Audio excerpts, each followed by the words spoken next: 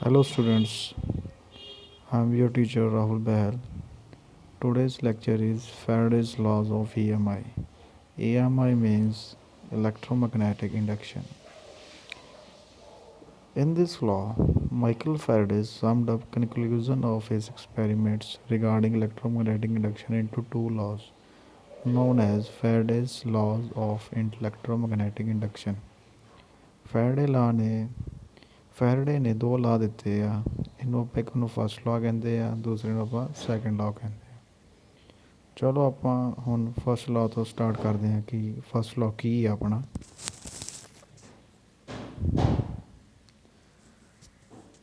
ਜਿਹੜਾ Michael Faraday ਸੀਗਾ, Michael Faraday summed up conclusion of his experiment regarding electromagnetic induction into two laws known as Faraday's law of electromagnetic induction. First law ਕੀ ਸੀਗਾ?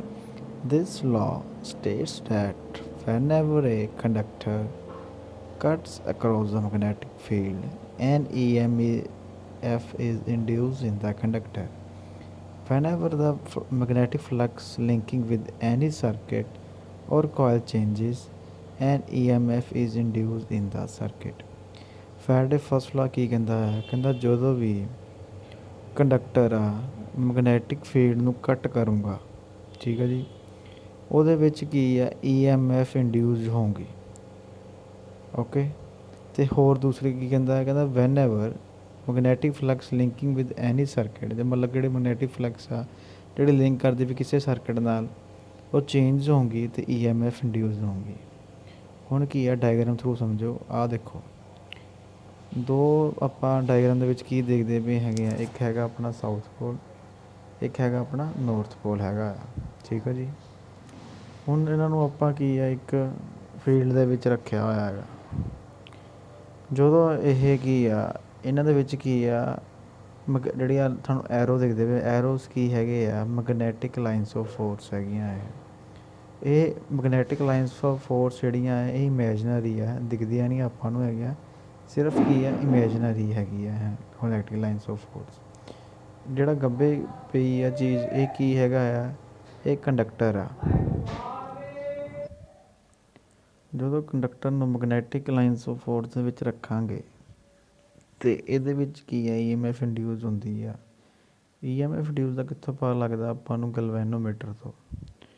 ਉਹ ਕਿਵੇਂ ਪਤਾ ਲੱਗੂਗਾ? ਜਦੋਂ conductor ਨੂੰ ਆਪਾਂ ਕੀ ਆ, ਮੂਵ ਕਰਾਂਗੇ ਅਪ ਜਾਂ ਡਾਊਨ ਪੋਜੀਸ਼ਨ 'ਚ, ਠੀਕ ਆ। ਜਦ ਏ ਵੱਲ, ਏ ਨੂੰ ਥੋੜ੍ਹਾ ਨੀਚੇ ਲੈ ਗਏ, ਜਾਂ ਕੰਡਕਟਰ ਨੂੰ B ਵੱਲ ਲੈ ਗਏ, ਜਿਹਨੂੰ ਮੂਵ ਕਰਾਂਗੇ ਤਾਂ ਹੀ ਕੀ ਹੈ, ਗਲਵੈਨੋਮੀਟਰ ਆਪਣੇ ਕੀ ਆ, ਡਿਫਲੈਕਸ਼ਨ ਸ਼ੋਅ ਕਰੂੰਗਾ।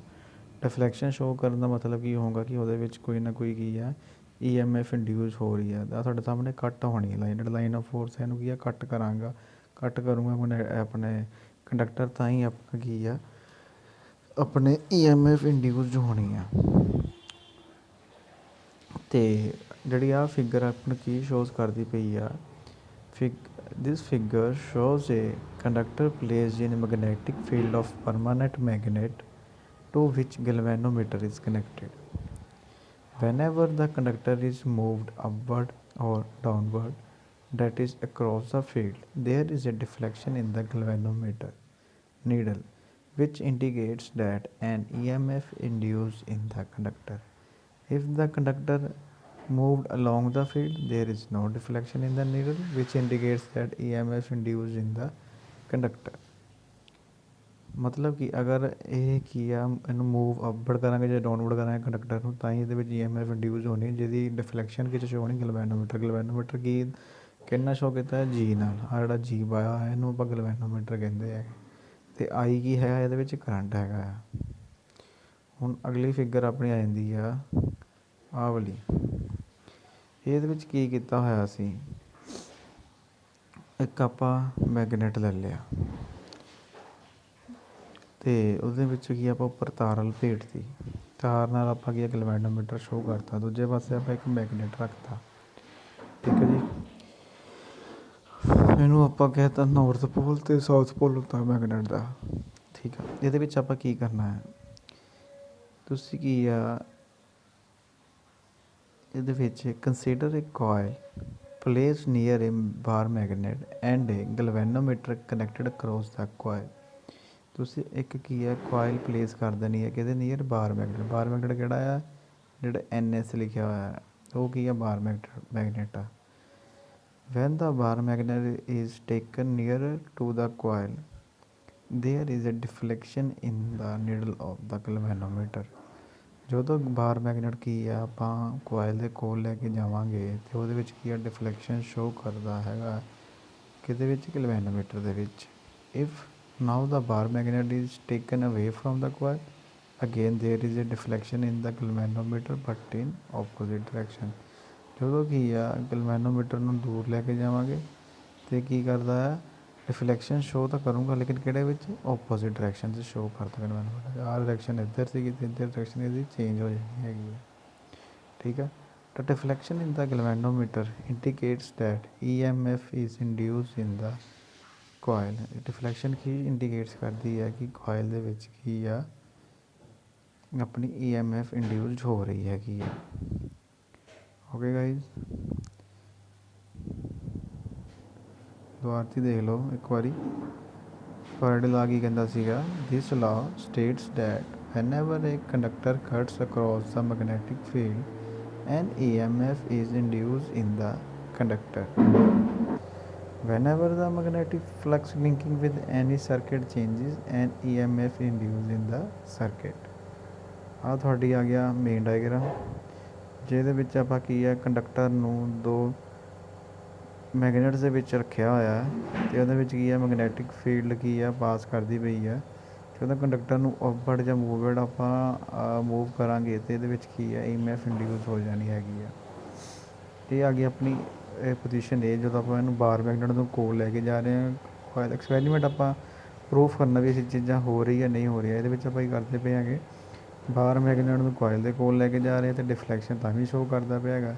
ਇਹਦੇ ਵਿੱਚ ਆਪਾਂ ਕੀ ਹੈ ਬਾਰ ਮੈਗਨੇਟ ਨੂੰ ਦੂਰ ਲੈ ਕੇ ਜਾ ਰਹੇ ਹਾਂ ਕੋਇਲ ਤੋਂ ਤਾਂ ਵੀ ਡਿਫਲੈਕਸ਼ਨ ਸ਼ੋਅ ਕਰਦਾ ਗਲਵੈਨੋਮੀਟਰ। ਇਸ ਕੇਸ ਦੇ ਵਿੱਚ ਰਾਈਟ ਹੈਂਡ ਸਾਈਡ ਐਰੋ ਬਣਾਇਆ ਹੈ ਗਲਵੈਨੋਮੀਟਰ ਦਾ ਇੱਧਰ ਸ਼ੋਅ ਕਰਦਾ ਪਿਆ। ਇਸ ਕੇਸ ਦੇ ਵਿੱਚ ਆਪਾਂ ਲੈਫਟ ਹੈਂਡ ਸਾਈਡ ਐਰੋ ਬਣਾਇਆ ਗਲਵੈਨੋਮੀਟਰ ਦਾ ਇੱਧਰ ਸ਼ੋਅ ਕਰਦਾ ਪਿਆ ਹੈਗਾ ਠੀਕ ਹੈ ਜੀ। ਹੁਣ ਆਪਣਾ ਕੀ ਆ ਅਗਲਾ ਆਊਂਗਾ ਸੈਕਿੰਡ ਲਾਅ। ਇਹ ਹੋ ਗਿਆ ਆਪਣਾ ਫਸਟ ਲਾਅ।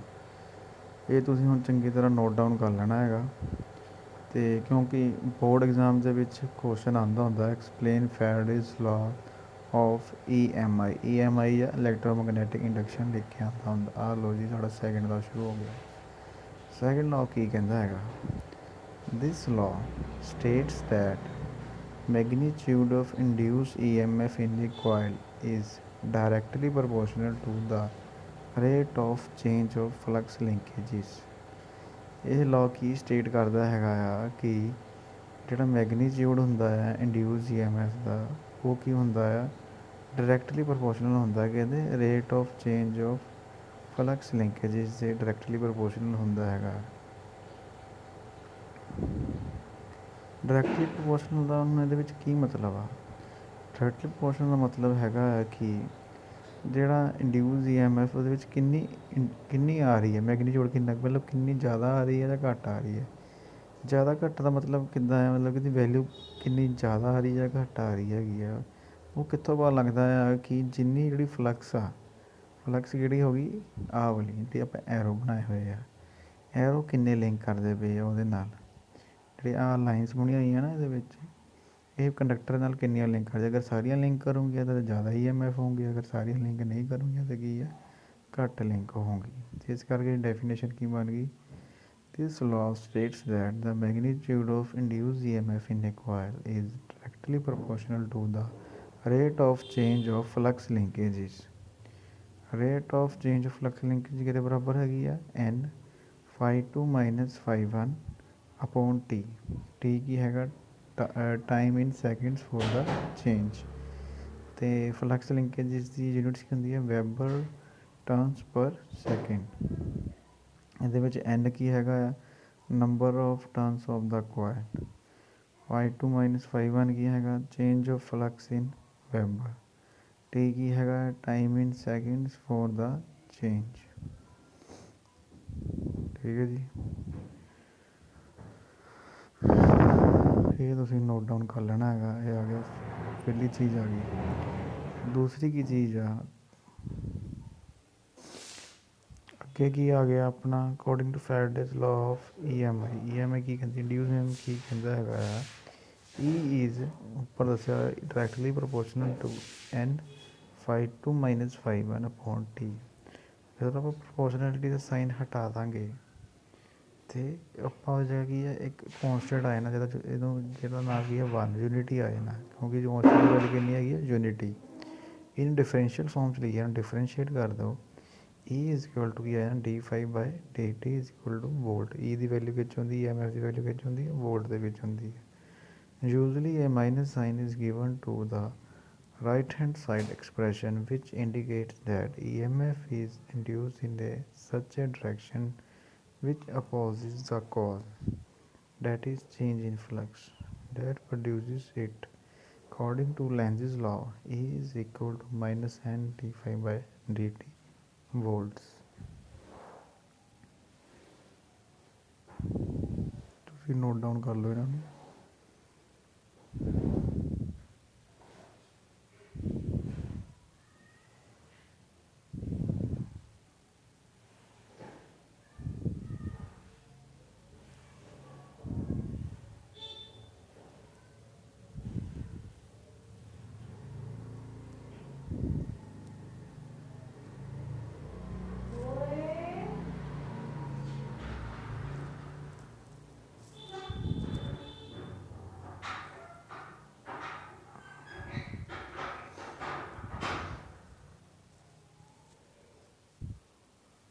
ਇਹ ਸਾਡਾ ਤਾਂ ਹੋ ਗਿਆ ਕਿ ਸੈਕਿੰਡ ਲਾਅ ਹੋ ਗਿਆ। ਹੁਣ ਜਿਹੜਾ ਵੀ ਦੂਸਰਾ ਹੈਗਾ ਆ ਕਿ EMF ਦੀ ਡਾਇਰੈਕਸ਼ਨ ਕਿੱਦਾਂ ਪਤਾ ਲੱਗਦੀ ਆ ਆਜੋ ਦੇਖੀਏ ਅਗਲੀ ਚੀਜ਼। ਇਹ ਟੋਪਿਕ ਦਾ ਨਾਮ ਹੈਗਾ ਕਿ to find the direction of EMF। How we find the direction of EMF? There is 2 rules in this topic to find the direction of EMF. First rule is Fleming's right hand rule. This rule is applied to determine the direction of induced EMF in conductor moving across the field and is stated as under: stretch first finger, second finger and thumb of your right hand mutually perpendicular to each other. If first finger indicates the direction of magnetic field, thumb indicates the direction of motion of the conductor, then second finger will indicate the direction of induced EMF in the conductor। ਤੁਹਾਨੂੰ ਮੈਂ show ਕਰਦਾ diagram ਦੇ ਵਿੱਚ। ਆਹ ਦੇਖੋ ਆਹ ਜਿਹੜਾ hand ਬਣਿਆ ਹੋਇਆ ਇਹ ਤੁਸੀਂ ਕੀ ਆ ਰਾਈਟ ਹੈਂਡ ਦੀ ਪੋਜੀਸ਼ਨ ਤਾਂ ਲੈ ਲੈਣੀ ਹੈਗੀ ਆ। ਤਿੰਨੇ ਫਿੰਗਰਸ ਨੂੰ ਕੀ ਆ ਸਟਰੈਚ ਕਰ ਦੇਣਾ ਹੈਗਾ ਜਿੱਦਾਂ ਇਹਨਾਂ ਨੇ ਕੀਤਾ ਹੈਗਾ। ਤਿੰਨ ਜਿਹੜੀ ਫਿੰਗਰਸ ਹੈਗੀਆਂ ਇਹ ਕੀ ਹੈ mutually perpendicular to each other ਹੈਗੀਆਂ। ਅਤੇ ਫਸਟ ਫਿੰਗਰ ਕੀ ਇੰਡੀਕੇਟ ਕਰਦੀ ਹੈਗੀ ਆ direction of motion of magnetic field. Thumb indicates ਆ direction of motion of conductor ਦਾ ਮੋਸ਼ਨ ਕਿੱਧਰ ਆ। ਸੈਕਿੰਡ ਫਿੰਗਰ ਇੰਡੀਕੇਟ ਆ direction of EMF। Second finger ਨੇ ਇੰਡੀਕੇਟ ਕਰਨਾ ਵੀ ਡਾਇਰੈਕਸ਼ਨ ਕਿੱਧਰ ਹੈਗੀ ਹੈ ਮਤਲਬ ਕਿ ਇਨਵਰਡ ਡਾਇਰੈਕਸ਼ਨ ਦੇ ਵਿੱਚ ਹੈ ਜਾਂ ਆਊਟਵਰਡ ਡਾਇਰੈਕਸ਼ਨ ਦੇ ਵਿੱਚ। ਆਹ ਤੁਸੀਂ ਨੋਟ ਕਰੋ ਮੈਂ ਜ਼ੂਮ ਕਰਕੇ ਦੱਸਦਾ ਤੁਹਾਨੂੰ ਇੱਕ ਮਿੰਟ। ਹਲੋ ਜੀ ਆਹ ਹੋ ਗਿਆ ਆਪਣਾ ਫਲੇਮਿੰਗਸ right hand rule.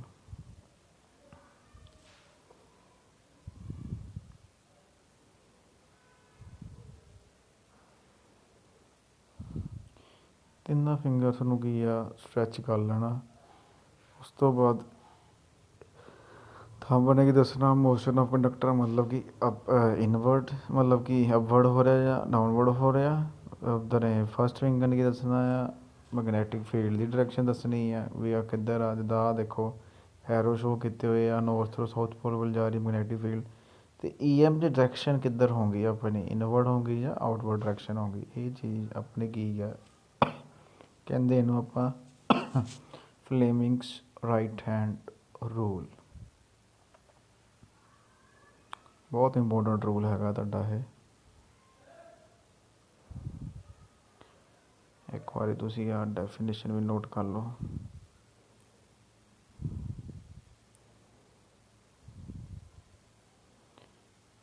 Stretch first finger, second finger and thumb of your right hand mutually perpendicular to each other.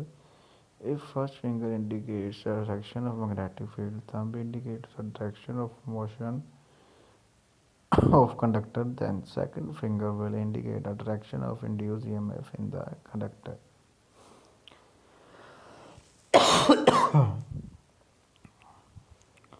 Second ਆ ਗਿਆ ਆਪਣਾ ਲੈਂਜ਼ਿਸ ਲਾ। ਲੈਂਜ਼ਿਸ ਲਾ ਕੀ ਕਹਿੰਦਾ ਹੈਗਾ, ਦਿਸ ਲਾ is more suitably applied to determine the direction of induced EMF in a coil or circuit when flux linkage with it changes. Lenz's law states that, in effect, electromagnetically induced EMF and hence current flows in a coil or circuit in such a direction that the magnetic field set up by it always opposes the cause which produces it. Lens ਲਾ ਕੀ ਕਹਿੰਦਾ ਹੈਗਾ ਆ ਕਿ electromagnetic induce EMF ਦੇ ਵਿੱਚ ਜਦੋਂ current flows ਕਰਦਾ ਹੈਗਾ ਕੋਇਲ ਦੇ ਵਿੱਚ ਅਤੇ ਉਹਦੀ ਡਾਇਰੈਕਸ਼ਨ ਕਿੱਦਾਂ ਹੁੰਦੀ ਹੈਗੀ ਆ ਕਿ ਜਿਹੜਾ ਮੈਗਨੈਟਿਕ ਫੀਲਡ ਸੈਟਅਪ ਕਰ ਦਿੰਦਾ ਹੈਗਾ ਉਹਦੇ ਬਿਲਕੁਲ ਕੀ ਆ ਉਹਦੇ ਕੋਜ਼ ਨੂੰ ਕੀ ਕਰਦਾ, ਅਪੋਜ਼ ਕਰਦਾ ਹੈ ਜਿਹੜਾ ਉਹਨੇ ਕੀ ਆ ਪ੍ਰੋਡਿਊਸ ਕੀਤਾ ਹੁੰਦਾ ਹੈਗਾ। ਇੱਕ ਵਾਰੀ ਫੇਰ ਤੁਹਾਡੀ ਬੋਲਦਾ ਹੈ, in electromagnetically induce EMF and current flows in a coil or circuit in such a direction that the magnetic field set up by it always opposes the cause which produces it. Explanation ਕੀ ਆ, ਜਦੋਂ ਕਹਿੰਦਾ ਕਿ ਆਹ diagram ਦੇ ਦੇਖੋ, ਇਹ ਆਹ ਦੇਖੋ ਪਹਿਲਾਂ, ਜਦੋਂ ਕਹਿੰਦਾ ਕਿ when north pole of bar magnet is taken near to the coil as shown in figure this, an EMF is induced in the coil and the current flows through it in such a direction that the side B of the coil attains north polarity which opposes the movement of the bar magnet. ਕਹਿੰਦਾ ਕਿ ਜਦੋਂ north ਪੋਲ ਨੂੰ ਆਪਾਂ ਇਹਦੇ ਕੋਇਲ ਦੇ ਕੋਲ ਲੈ ਕੇ ਆਉਂਦੇ ਹੈਗੇ ਆ ਅਤੇ ਜਦੋਂ ਆਪਾਂ ਜਿੰਨਾ ਜ਼ਿਆਦਾ ਕੋਲ ਆਈ ਜਾਂਦਾ ਹੈਗਾ ਅਤੇ ਕੀ ਕਰਦਾ ਇੱਕ ਟਾਈਮ ਤੱਕ ਇਹ ਜਿਹੜੀ ਕੋਇਲ ਹੋਵੇ ਕੀ ਹੈ ਨੌਰਥ ਪੋਲ ਆਪਣੀ ਪੋਜੀਸ਼ਨ ਅਟੇਨ ਕਰ ਦਿੰਦੀ ਹੈਗੀ ਆ, ਮਤਲਬ ਕਿ ਉਹੀ ਚੀਜ਼ ਨੂੰ ਕਿ ਫਿਰ ਉਹ ਕੀ ਕਰਦਾ ਅਟਰੈਕਟ ਨਹੀਂ ਕਰ ਪਾਉਂਦਾ ਹੈਗਾ, ਬਾਰ ਮੈਗਨੇਟ ਦੂਰ ਹੀ ਜਾਂਦਾ, ਮਤਲਬ ਅਪੋਜ਼ ਹੀ ਉਹ ਦੂਜੀ ਡਾਇਰੈਕਸ਼ਨ 'ਚ ਜਾਂਦਾ ਹੈ। ਦੂਜੀ ਡਾਇਰੈਕਸ਼ਨ 'ਚ ਕੀ ਕਹਿੰਦੇ ਹੈਗੇ ਆ, the direction of in this figure the direction of induced EMF in the coil is reversed and side B of the coil attains south polarity which again opposes the movement of the bar magnet. ਕੀ ਕਹਿੰਦਾ ਜਦੋਂ ਉਹਨੂੰ ਆਪਾਂ ਦੂਰ ਲੈ ਕੇ ਜਾਂਦੇ ਹੈਗੇ ਆ ਅਤੇ ਇਹਦੇ ਵਿੱਚ ਫਿਰ ਕੀ ਹੈਗਾ ਆ, ਸਾਊਥ ਆਪਣੇ ਸਾਊਥ ਡਾਇਰੈਕਸ਼ਨ ਅਟੇਨ ਕਰ ਲੈਂਦਾ ਹੈਗਾ ਆ, ਜਿਹੜਾ ਕੀ ਆ ਫਿਰ ਦੁਬਾਰਾ ਕੀ ਹੈਗਾ ਆ ਇਹਨੂੰ ਅਪੋਜ਼ ਕਰਦੀ ਹੈ ਚੀਜ਼ ਨੂੰ, ਮਤਲਬ ਕਿ ਆਪਣੇ ਵੱਲ ਅਟਰੈਕਟ ਕਰਨਾ ਚਾਹੁੰਦਾ ਹੈਗਾ। ਇਹਦਾ ਕੀ ਮਤਲਬ ਹੋ ਗਿਆ ਆ ਕਿ ਜਿਹੜਾ ਅਪੋਜ਼ ਆ ਉਹ ਕੀ ਕਰਦਾ ਆ, ਇਹ ਕੀ ਕਰਦਾ, it always opposes the very cause which produce it, ਜਿਹੜਾ ਇਹਨੇ ਜਿਹਦੇ ਕਰਕੇ ਉਹ ਪੈਦਾ ਹੋਇਆ ਹੁੰਦੀ ਚੀਜ਼ ਉਹਨੀ ਚੀਜ਼ ਨੂੰ ਕੀ ਆ ਅਪੋਜ਼ ਕਰਦਾ। ਲੈਂਸ ਲਾ ਇਹਦੀ ਡੈਫੀਨੇਸ਼ਨ ਇਹ ਹੈਗੀ ਹੈ। ਫਿਰ ਮੈਂ ਰਿਪੀਟ ਕਰਦਾ ਹੈਗਾ, ਦਿਸ ਆਪਣੇ in this law electromagnetic induced EMF and hence current flows in a coil or circuit in such a direction that the magnetic field set up by it always opposes the very cause which produces it. Thank you guys for watching my lecture.